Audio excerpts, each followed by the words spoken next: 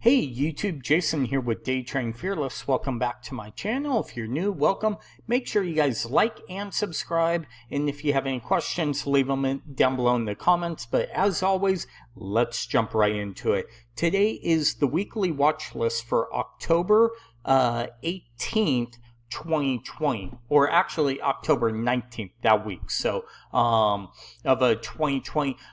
So a couple of things real quick. We have about 3 weeks left, 2.5 weeks left before the elections. I've been saying watch out for volatility, kind of big up days, down days, and we're kind of seeing it. We could see, we're looking at the S&P E-mini futures. We could see Monday, huge up day, right? And then the sell-off the last couple of days, and then today we kind of opened higher, went higher, and then closed near the lows, right? We also, from this inverse head and shoulders that we did last week, went through the 127, up near the 1618, rolled back over, kind of found a little support here, but then gave everything up and came right back down to the neckline, okay, of this inverse head and shoulders. Here's our neckline, right? Here's the high of it, came right down, bounced, and then today, kind of late in the day, we sold off all the way into the close. I'll be honest with you, I think next week, let's get rid of all this, right? Let's kind of clean up the charts. I think this is kind of over. Yeah, we could still leave this, but this is something a little bigger that I'm watching, and let's kind of get rid of this. And I'm wondering if this is now the new pattern, right? A high, a pullback, a new high, and do we have another pullback, which would create somewhat of a double top at the market highs, right? All-time highs. Very interesting is we kind of came up here, even though they're not exact. Look at the kind of the divergence, meaning is we came all the way up here. We should have been at least up here on the RSI, right? So even though it's not divergence, everything is actually correct if you think about it that way. I personally think, hey, maybe this might be a double top. So I'm going to just say kind of flash of yellow right now. Okay, last week I told you I was bullish. We kind of had the big up day and then just kind of melted down all week. But with the kind of sell-off we had late in the day, and let me pull it up right here. We could see the sell-off. Kind of think about this pattern. Here's a perfect example, right? Here's the same exact M pattern that I was showing, right? We kind of had this trend line, but again, we kind of had the same exact thing on this 15-minute, but I'm wondering, and just something to kind of watch out for next week. Like I said, we are getting towards the election. I think there's other things going on with the sickness that's going on. You're seeing Europe kind of exploding. So all that told us were lockdowns actually do nothing because everybody's getting sick again, right? So does the U.S. start to do lockdowns again?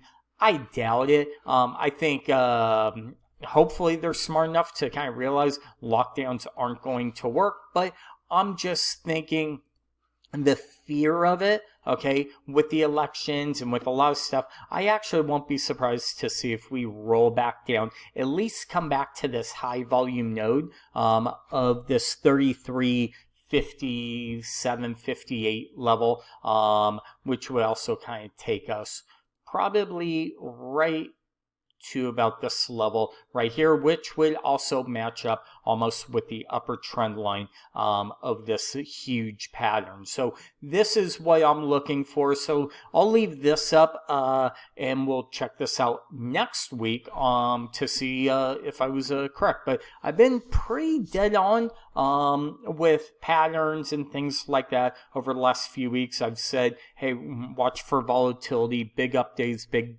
down days. So maybe this is the start. Also with things selling off really late, I think a stimulus, there's kind of, hey, maybe we aren't going to get that $1,200 check.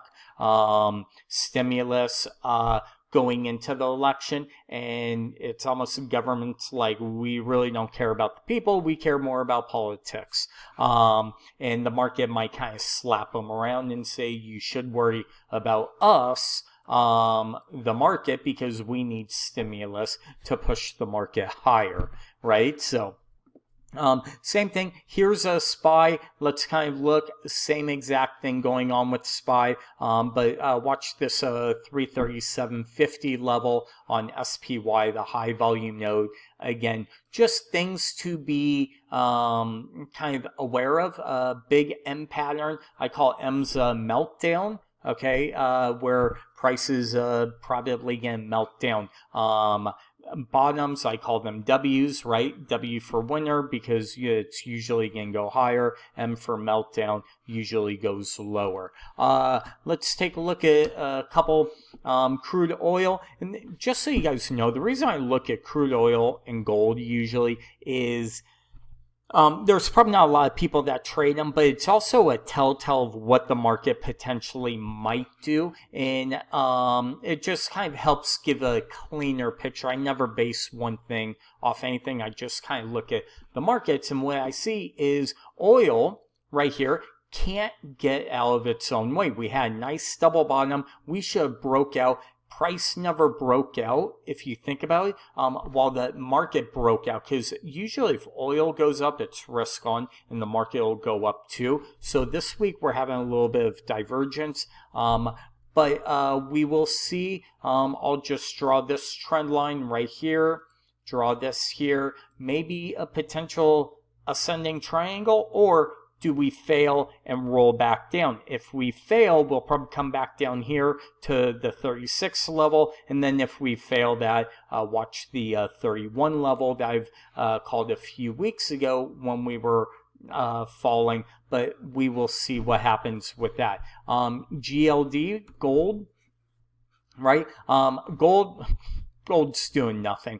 Gold's dead. Remember, I sold right here. Just at that 2000 level was probably a big resistance for me. I still have this 5 or the 165, even the 172. I'm still watching. But if we look at what's happening on gold now, bigger picture. Okay, grab that, duplicate, pull this down. Okay, we're going to go to the lowest point. That matches up, not this, because if we did this level, right, when you're drawing your trend lines, well, we already broke here. So that's not going to work. We want the lowest point of this bull flag. Okay, again, like I said, kind of inverse head and shoulders. Shoulder, neckline, right? But this is kind of a little slanted. Shoulder, head, shoulder. As we pull back, we really can't make a new low. Potential bull flag to the upside, which would probably take the markets to the downside, right?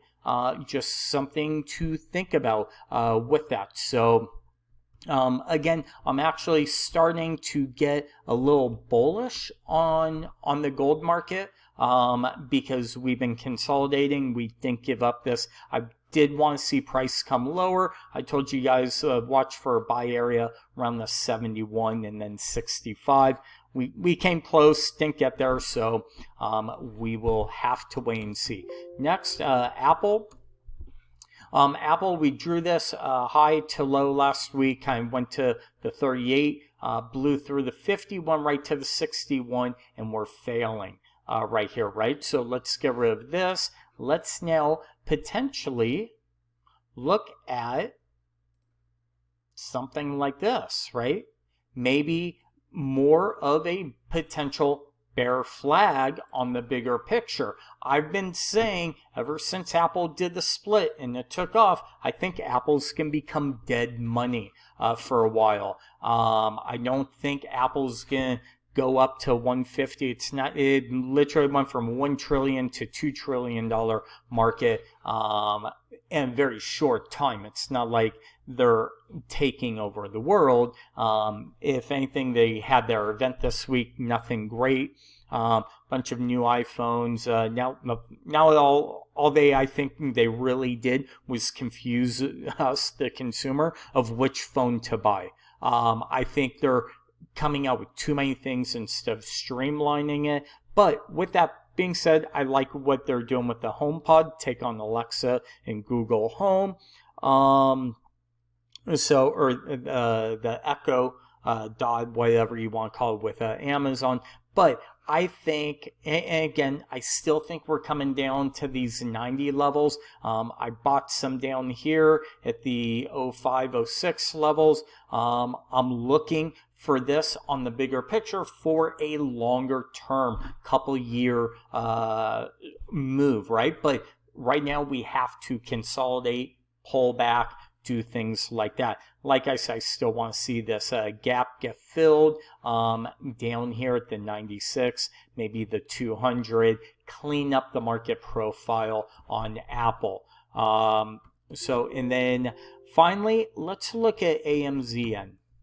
Amazon, double top, right? Essentially, look at this divergence, massive divergence from here to here. Okay, and as we came all the way back up here, and we kind of have the same M pattern right here. Okay, all we did was we came back up, and let's kind of get rid of all these trend lines. Let's clean up the chart, and now I wonder if this is a head and shoulders. Just something to keep an eye on, guys, right?